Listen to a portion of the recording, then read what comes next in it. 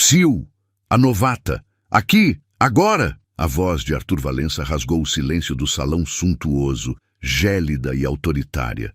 Era o tipo de homem que não solicitava, mandava.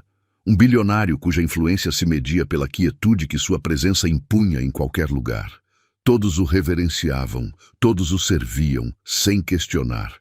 O que ninguém naquele ambiente requintado podia prever, contudo, era que aquelas palavras, banhadas em arrogância, seriam o gatilho para a sua própria ruína. Naquela noite, ele estava a um passo de ser publicamente desmoralizado pela única pessoa que considerou ser totalmente insignificante. Arthur repetiu, tamborilando o dedo na mesa. Eu mandei você vir aqui. E Clara, a garçonete recém-chegada, moveu-se em sua direção. Clara deteve-se ao lado da mesa. O ar ao redor parecia mais pesado ali, saturado pela presença de Arthur Valença. Seus convidados, 2 homens em ternos de grife e uma mulher coberta de joias cintilantes, pausaram a conversa para observá-la com interesse. Arthur não lhe dirigiu o olhar. Prosseguiu a conversa com um de seus associados, deixando-a de pé à espera, como um adereço. O mero ato de ignorá-la era uma afirmação de seu poder. Após vários segundos, ele finalmente virou o rosto para ela. O vinho, disse ele, gesticulando para a garrafa que ela trazia. Você sequer conhece a temperatura adequada para servir um rótulo desta categoria? Clara replicou, com a voz firme, porém contida. Ele foi acondicionado a 16 graus, senhor, seguindo a recomendação da nossa adega. Arthur esboçou um sorriso, um traço fino que não iluminava seus olhos. Recomendação? Eu não invisto em recomendações. Invisto em perfeição. Ele fez um gesto para que ela o servisse. Conforme o líquido rubro descia para a taça, ele a interrompeu. Basta. Está vendo? Você inclinou a garrafa com muita pressa. Amadora. Ele afastou a taça. Leve daqui. Traga uma nova. E peça para alguém competente fazer o serviço. Como queira, senhor, Clara respondeu, mantendo a expressão neutra. Ela se afastou com a taça intocada. O gerente, Sérgio, testemunhou a cena à distância e sentiu um arrepio. Ele sinalizou de forma aflita para outro garçom, mais rodado, que prontamente assumiu a tarefa do vinho. Clara foi rebaixada a servir apenas água e recolher a louça. A humilhação foi silenciosa, porém evidente para toda a equipe. Os demais garçons passaram a se mover com mais cautela, os olhares sempre vigilantes sobre a mesa de Arthur, um campo minado. Quando o prato principal foi servido, Arthur aguardou que Clara se aproximasse para levar um prato de entrada vazio. Então, ele levantou a mão. Você de novo, ele disse, num tom alto o bastante para ser ouvido pelas mesas adjacentes. Os clientes abastados silenciaram. O som dos talheres diminuiu. O show ia começar. Aproxime-se. Clara chegou mais perto. Ele apontou o garfo para o seu filé. O que é isto? Ela observou o prato, uma verdadeira obra de arte gastronômica. Não havia nada de errado. É o seu filé, senhor. Não se faça de desentendida. Isso! Ele apontou para um respingo minúsculo de molho próximo à beirada do prato. É desleixo. É um insulto. Mostra que o chefe não se importa, que a equipe não se importa e que você claramente não se importa. Um restaurante deste nível não pode tolerar uma falha dessas.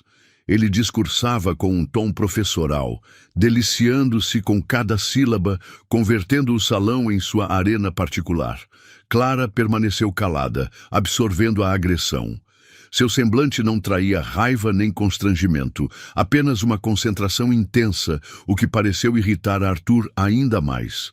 Ele precisava quebrar aquela compostura. Ao gesticular sobre a falta de cuidado do prato, seu braço se moveu de forma abrupta, sem querer, e o dorso de sua mão atingiu com força sua própria taça de vinho. O líquido tinto espirrou, manchando a toalha de linho e, principalmente, o avental e a camisa de um branco imaculado de Clara. Um suspiro geral ecoou pelo salão. A mancha escura se alastrou pelo tecido, uma marca de desonra. Arthur, olhou para o estrago e em seguida para Clara, fingindo espanto. Veja só o que você fez. Sua presença atrapalhada me fez derramar o vinho. Inacreditável. Ele apanhou um guardanapo de tecido da mesa e atirou-o ao chão, perto dos pés dela. Limpe. Já. O gerente Sérgio correu até a mesa, lívido. Senhor Valença, por favor, 1000 desculpas. Foi um acidente lamentável. Nós resolveremos tudo. Ele olhou para Clara, os olhos implorando para que ela acatasse a ordem. Mas Clara não se mexeu. Seus olhos estavam cravados em Arthur. Arthur soltou uma risada, um som baixo e perverso. Ele se voltou para seus convidados, que acompanhavam a cena com sorrisos sem graça. Estão vendo? É o que eu sempre digo sobre a incompetência. É uma epidemia. Ele tirou a carteira do paletó, jogando uma nota de R$ 100 sobre a mesa. Querem saber? Isso me deu uma ideia. Ele varreu o salão com o olhar, certificando-se de que era o centro das atenções. Eu faço uma aposta. Aposto R$ 10.000. Ele declarou, a voz ecoando no silêncio. Com quem quer que seja, que esta novata não estará mais empregada aqui ao final da noite. Os convidados riram, aceitando a aposta que já consideravam ganha. A humilhação pública estava consumada.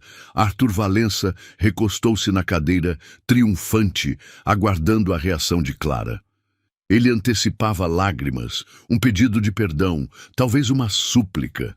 Não obteve nada disso. Clara apenas o fitou por um instante, com um olhar que ele foi incapaz de decifrar. Em seguida, ela virou as costas, ignorando o guardanapo no chão, e se afastou da mesa, deixando para trás um bilionário satisfeito e um salão inteiro como testemunha de sua desgraça.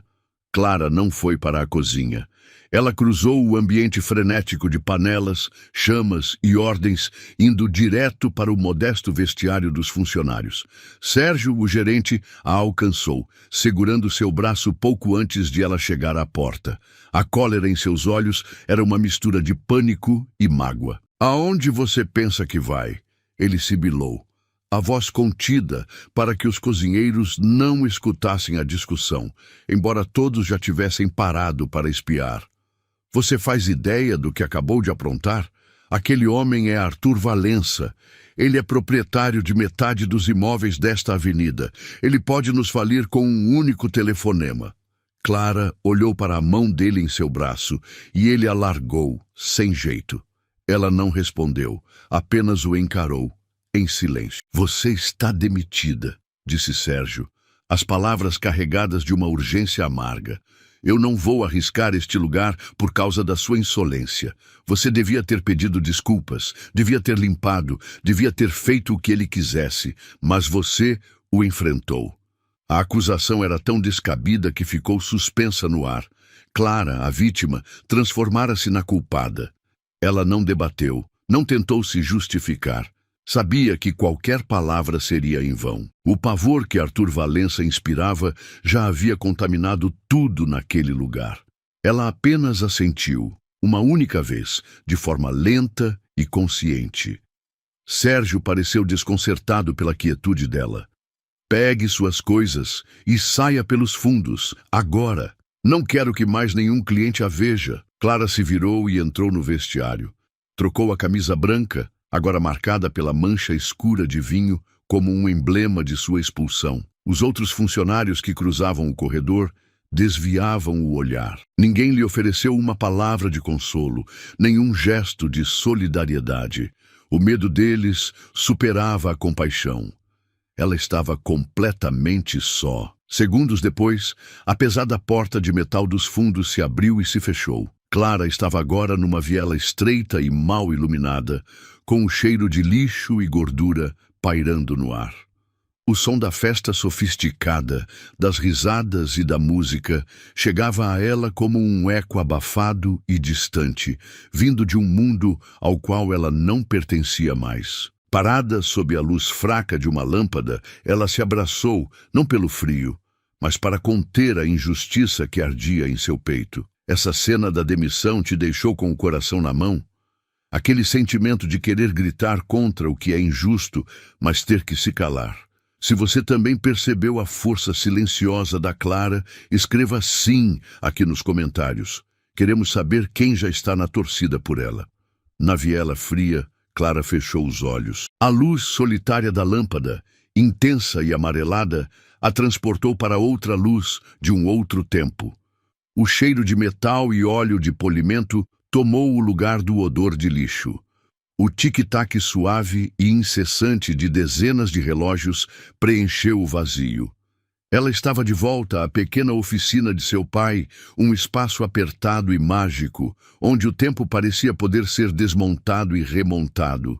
Seu Matias, seu pai, era um homem de poucas palavras e mãos ágeis. Ele estava sentado em sua bancada de madeira surrada, o rosto focado, iluminado por uma pequena luminária. Clara, com 12 anos, estava a seu lado, maravilhada. Diante deles, o mecanismo de um relógio de bolso antigo estava exposto, um universo de engrenagens, molas e rubis minúsculos. Para ela, aquilo parecia um caos incompreensível. As pessoas olham, mas não veem, disse seu Matias, a voz baixa e serena. Ele pegou sua lupa de relojoeiro, uma pequena lente preta que ficava presa à sua cabeça, e a colocou na mão de Clara. Seus olhos são ótimos, filha, mas você precisa aprender a enxergar de verdade. Ele apontou para uma das menores engrenagens. Todo bom artesão deixa uma marca quase invisível, uma assinatura, ache-a. Clara segurou a lupa contra o olho, sem jeito. Tudo ficou borrado, depois gigantesco. Ela não via nada além de metal e brilhos. Não consigo, pai. Calma, ele sussurrou. Não force a vista. Apenas observe. Deixe que a imagem se revele. Respire fundo. Ela obedeceu. O mundo lá fora sumiu, e tudo o que existia era aquele pequeno cosmo mecânico. E então ela viu um risco minúsculo, quase imperceptível. Mas não era um risco. Eram duas letras, um A e um F, gravadas com uma perícia assombrosa. AF, ela disse, a voz tomada de admiração. Eu achei. O rosto de seu Matias se abriu num sorriso raro e orgulhoso. Ele segurou a mão dela. Muito bem. Nunca se esqueça disto, Clara. A verdade, a história completa. Ela sempre se oculta nos detalhes que a maioria das pessoas não tem paciência para buscar. Ele apertou a mão dela com afeto. Isso não serve só para relógios. Serve para tudo, especialmente para as pessoas. Observe o que elas fazem quando pensam que ninguém está olhando. Escute o que elas não dizem em voz alta. Os detalhes sempre contam a história inteira. A lembrança se dissipou. Clara abriu os olhos. A viela continuava a mesma, fria e suja. A humilhação ainda ardia. Mas a recordação de seu pai, de sua lição, havia acendido uma chama dentro dela. O tic-tac dos relógios parecia ressoar em sua mente, um metrônomo ditando calma e precisão. Ela não era uma vítima, era uma observadora. E Arthur Valença, em sua performance de arrogância, não tinha a menor ideia do quanto havia se revelado. Clara ajeitou a postura. A dor estava se convertendo em um propósito nítido e cortante. Ela saiu da escuridão da viela para a rua iluminada, não como alguém em fuga, mas como alguém que parte para a caça. A rua movimentada não a intimidou. Clara ignorou o trajeto para casa e caminhou por 3 quarteirões até achar o que buscava. Uma cafeteria simples, aberta 24 horas, com a luz fluorescente banhando as poucas mesas desocupadas. Era um lugar anônimo, ideal. Ela pediu um café puro e se acomodou num canto, de costas para a vitrine. De sua bolsa, não sacou um lenço para enxugar lágrimas, mas um pequeno caderno de capa dura e uma caneta. Aquele era o seu verdadeiro ambiente de trabalho. Enquanto Arthur Valença encenava seu espetáculo de crueldade, a mente de Clara, afiada por anos de observação detalhista, fazia o que sempre fez, registrava. Ela não estava apenas aguentando a humilhação, estava coletando informações. Seu cérebro era a oficina de seu pai, e cada pormenor era uma peça a ser examinada. Agora, na tranquilidade da cafeteria, ela começou a operar. A primeira página do caderno foi preenchida com esboços rápidos dos rostos dos convidados de Arthur, suas expressões capturadas com a exatidão de um retratista. Ao lado de cada rosto, anotou trechos de conversas que conseguiu ouvir. Nomes como Barcelos e Caio. Termos soltos como alvarás, data limite e imprensa amiga. Em seguida, ela dedicou uma página inteira para desenhar a mesa vista de cima, como um mapa tático. Marcou a posição de cada pessoa, cada prato, cada taça e o mais crucial. Assinalou o local exato onde um dos convidados, Barcelos, havia deixado uma pasta de couro aberta por não mais que 5 segundos. Clara fechou os olhos, revivendo o instante. A reprimenda de Arthur, os olhares curiosos, o aroma do vinho e a imagem nítida que sua mente havia fotografado. O cabeçalho de um documento. Ela não conseguiu ler tudo, mas não era preciso. As 2 palavras mais importantes estavam gravadas em sua memória. Ela as escreveu no centro da página, em letras maiúsculas. Projeto Bosque Imperial. Clara pegou o celular.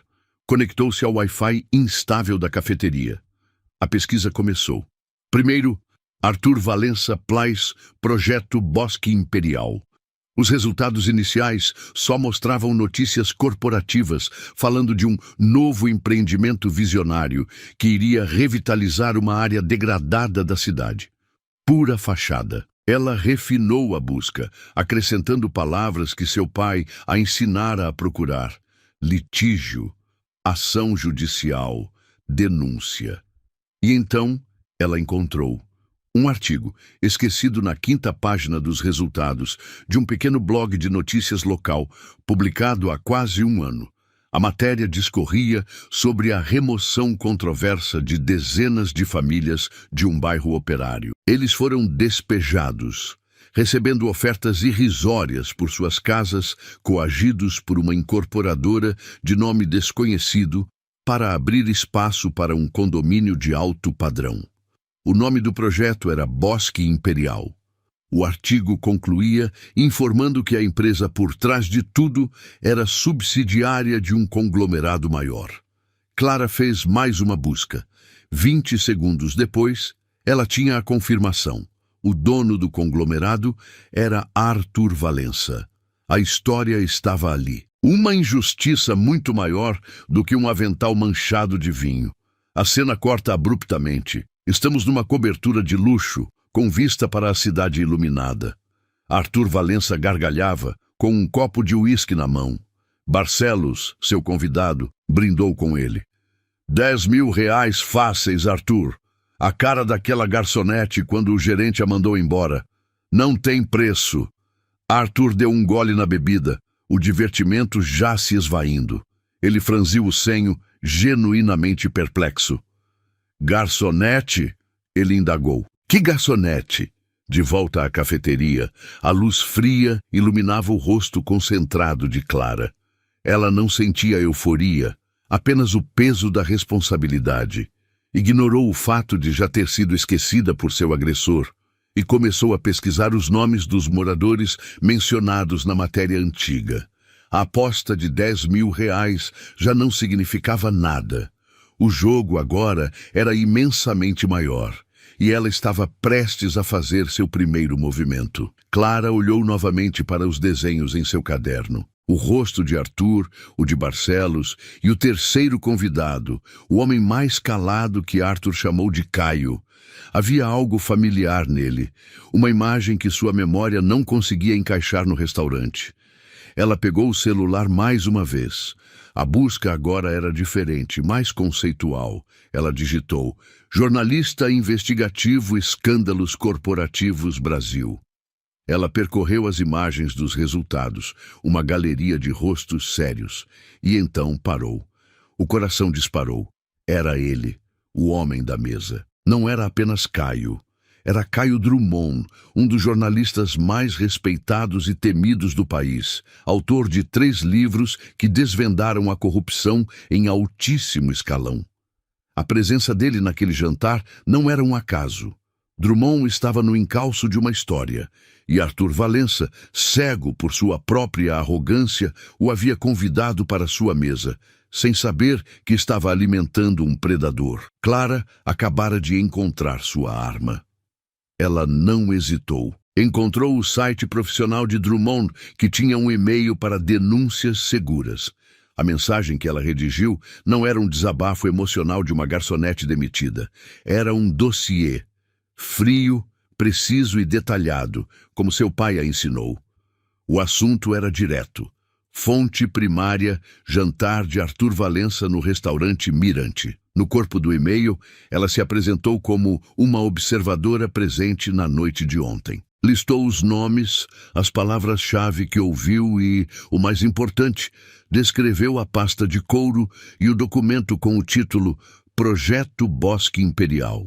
Ela incluiu um link para o artigo antigo do blog sobre as famílias despejadas. Para provar sua veracidade, anexou uma foto nítida da página de seu caderno, com os desenhos dos rostos e o mapa da mesa. Ela encerrou a mensagem de forma profissional. Acredito que os fatos estão conectados e que o senhor está em uma posição privilegiada para investigar. A decisão de como proceder é sua. Ela apertou enviar. A cena muda para um escritório em casa, tarde da noite. Caio Drummond olhava para uma parede coberta de fotos e anotações, todas ligadas a um nome no centro: Arthur Valença. Seu trabalho de meses estava estagnado, um labirinto de empresas de fachada e pistas falsas. Seu celular apitou com a notificação do e-mail. Ele leu com a sobrancelha erguida, cético como sempre. Provavelmente um trote. Mas então ele viu a foto, os desenhos, a menção exata à pasta que ele também viu, mas não conseguiu ler o conteúdo. O ceticismo se desfez, substituído por uma onda de adrenalina. A peça que faltava em seu quebra-cabeça não estava em um cofre ou em um paraíso fiscal. Estava no caderno de uma garçonete. Ele digitou uma resposta curta e imediata. Não fale com mais ninguém. Preciso de tudo que você tiver.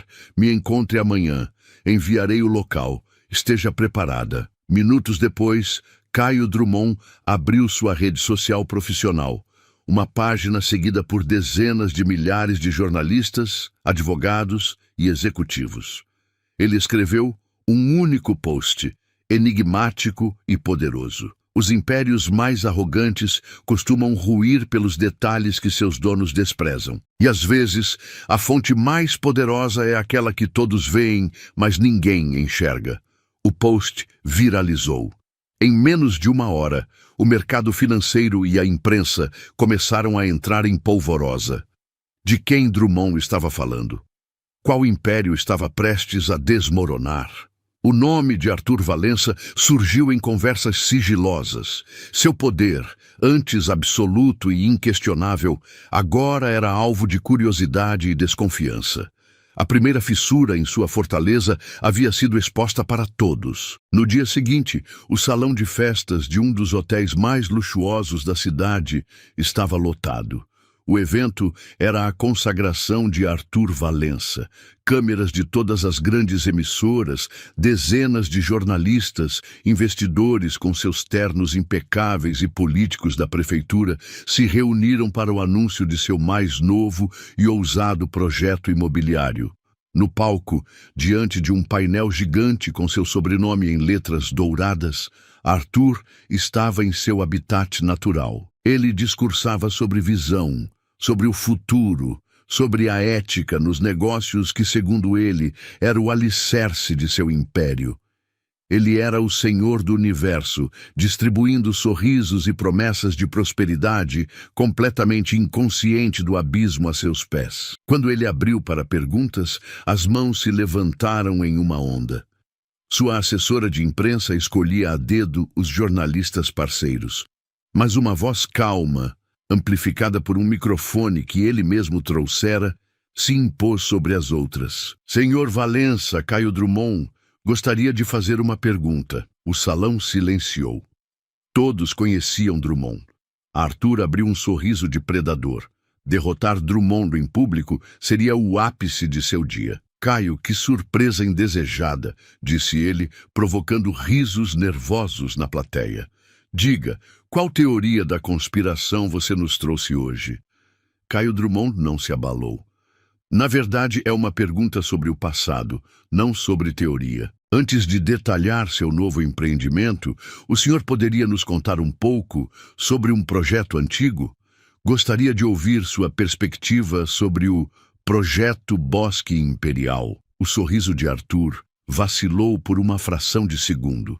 Um burburinho percorreu o grupo de investidores na primeira fila. Ele recompôs a postura rapidamente. Isso é história antiga. Um assunto encerrado legalmente e que trouxe grande progresso para a cidade. Não vou desperdiçar o tempo de pessoas sérias aqui, remoendo as queixas de alguns poucos que se opunham ao futuro. Ele acenou, encerrando a questão. Próximo, só mais um pormenor, Sr. Valença, insistiu Drummond, sua voz ainda perfeitamente calma. Quando o senhor diz encerrado, o senhor se refere às táticas detalhadas neste memorando? Arthur riu. Que memorando? Você e seus documentos forjados. Não é meu, disse Caio. É seu. Ele fez um sinal discreto para o fundo do salão. O painel gigante atrás de Arthur, que exibia seu logo, piscou. De repente, a imagem foi substituída pela de um documento, nítido, em alta definição, para que todos pudessem ler. Era um memorando interno da empresa de Valença. O título era inequívoco. Assunto, estratégia final, Projeto Bosque Imperial. O texto era uma confissão. Linha por linha, detalhava um plano para coagir os últimos moradores resistentes, usando táticas de assédio jurídico, como interromper o acesso a serviços básicos e mover ações judiciais frívolas para esgotar seus recursos financeiros. A frase final era a mais devastadora, forçando-os a aceitar a oferta mínima, solucionando o problema de uma vez por todas. No final do documento, uma assinatura digital clara. Aprovado, Cláudio Barcelos, diretor financeiro. Um silêncio profundo e pesado tomou conta do salão. O único som era o disparar dos flashes das câmeras dos fotógrafos. Os jornalistas, os investidores, os políticos, todos olhavam do painel para o rosto de Arthur, que se tornara uma máscara de fúria e pânico.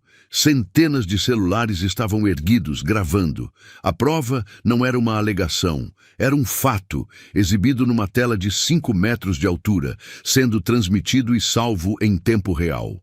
Naquele instante, o poder não estava mais no palco, estava, na verdade, exposta para o mundo. O silêncio no salão durou exatamente 4 segundos. Depois, o caos. Não um caos de gritos, mas de ação.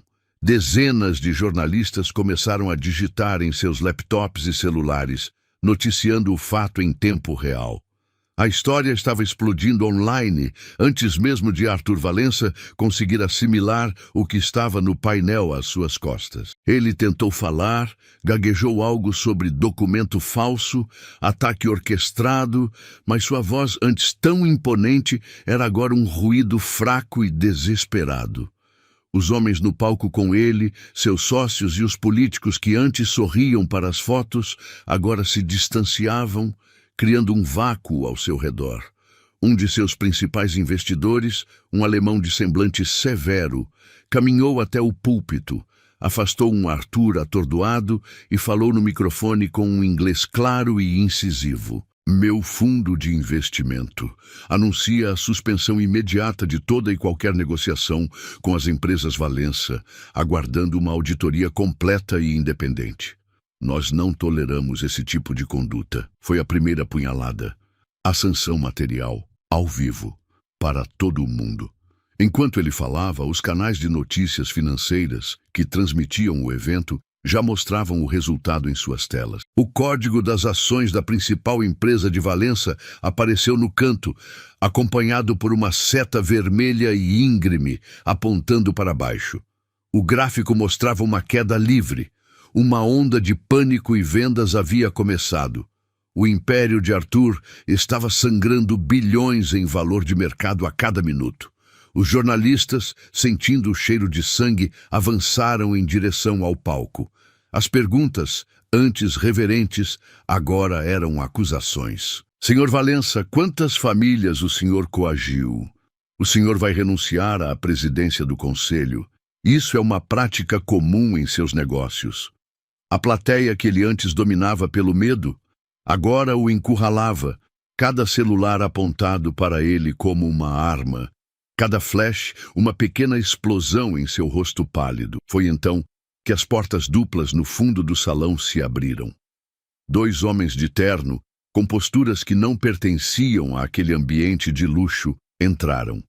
Eles não tinham pressa. Caminharam pelo corredor central, abrindo caminho pela multidão de repórteres com uma autoridade serena e inquestionável. Eram policiais da Delegacia de Crimes Financeiros. Caio Drummond havia feito mais do que apenas vazar um documento. Ele havia entregado o dossiê completo às autoridades minutos antes de fazer sua pergunta. Eles subiram os degraus do palco.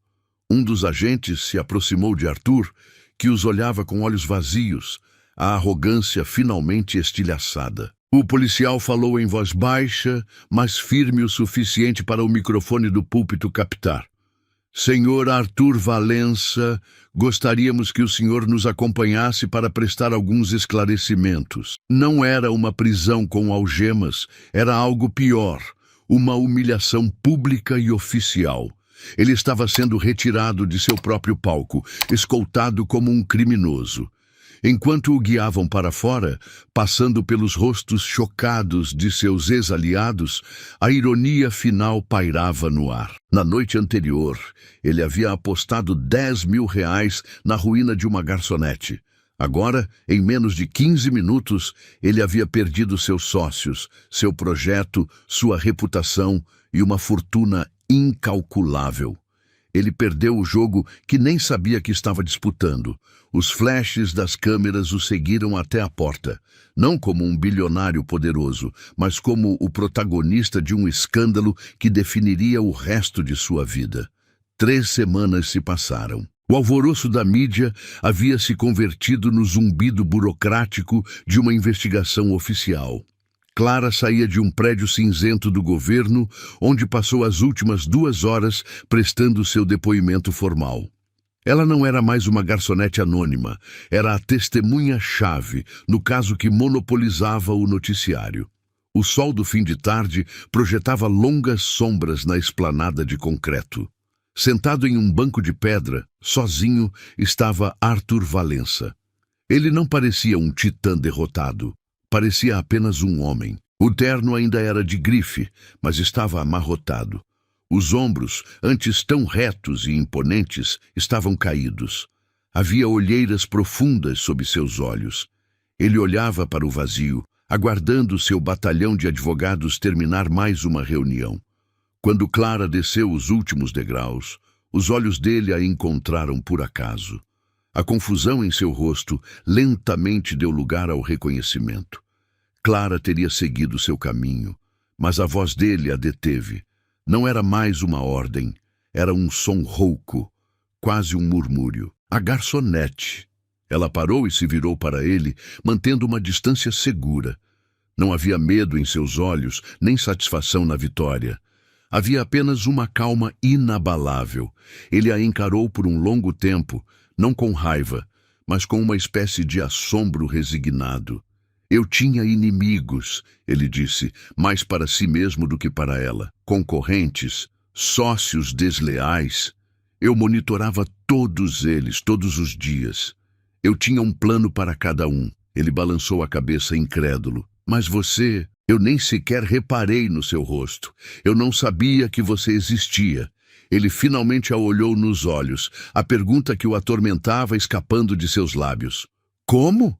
A pergunta não era sobre o método, mas sobre a existência dela, sobre como algo que ele julgava ser ninguém pôde destruir tudo. Clara respirou fundo. A resposta não veio do ódio ou do desejo de vingança, mas da pequena oficina de relógios de seu pai. O senhor olhou, mas não enxergou, disse ela, a voz suave, porém nítida. O Senhor me viu como um objeto, uma função, não como uma pessoa. Ela fez uma pausa, dando peso às suas palavras. A verdade sempre se esconde nos detalhes que as pessoas poderosas consideram insignificantes. Ela não precisava dizer mais nada. Aquela era a sentença final, a lição que resumia toda a sua queda. Clara deu um leve aceno de cabeça, um gesto não de adeus, mas de conclusão. Então, virou-se e foi embora, sua silhueta se distanciando contra o sol poente. Arthur Valença não respondeu. Apenas ficou ali, sentado no banco, observando-a desaparecer. Pela primeira vez na vida, ele compreendia o que era ser verdadeiramente pequeno. Um ano depois, a luz que entra pela vitrine é branda, iluminando partículas de poeira que dançam no ar. O ambiente não tem cheiro de comida sofisticada ou de desinfetante de fórum, mas de madeira antiga, tinta a óleo e verniz. Estamos no Atelier Pormenor, uma pequena e charmosa oficina de restauração de arte. Atrás de uma grande bancada de trabalho, Clara, vestida com um avental de artesã, examina a delicada asa de uma escultura de anjo com uma concentração serena. Ela não é mais uma garçonete, é a dona do negócio. Em um canto, uma pequena televisão está ligada num canal de notícias, com o volume baixo. A voz do âncora quebra o silêncio do ateliê. A Paz e o empresário Arthur Valença foi sentenciado hoje a 12 anos de reclusão por fraude e formação de quadrilha. O tribunal determinou que uma parte significativa de seus bens, bloqueados desde o início do escândalo, será usada para criar um fundo de compensação para as famílias originalmente despejadas pelo projeto Bosque Imperial. Clara escuta a notícia, mas não reage. A justiça era o desfecho esperado, não um motivo para celebração. O trabalho dela já havia terminado. Seu olhar se desvia da escultura e pousa em um objeto que repousa sobre sua mesa, dentro de uma pequena cúpula de vidro. Não é uma obra de arte valiosa, mas é seu maior tesouro, a antiga e surrada lupa de relojoeiro de seu pai. O símbolo de tudo. A ferramenta que a ensinou a ver o que ninguém mais enxergava. Ela toca suavemente o vidro, um pequeno sorriso se formando em seus lábios. Ela não derrubou um império por vingança, mas sim construiu sua própria vida sobre o alicerce de um princípio, o de que o verdadeiro valor e a verdade estão sempre nos detalhes. Se essa jornada sobre a força da dignidade e da inteligência te inspirou, deixe o seu like para mostrar que você apoia histórias como esta. Nós lemos os comentários para saber o que vocês sentiram. Então conte pra gente de qual cidade do Brasil ou do mundo você está assistindo.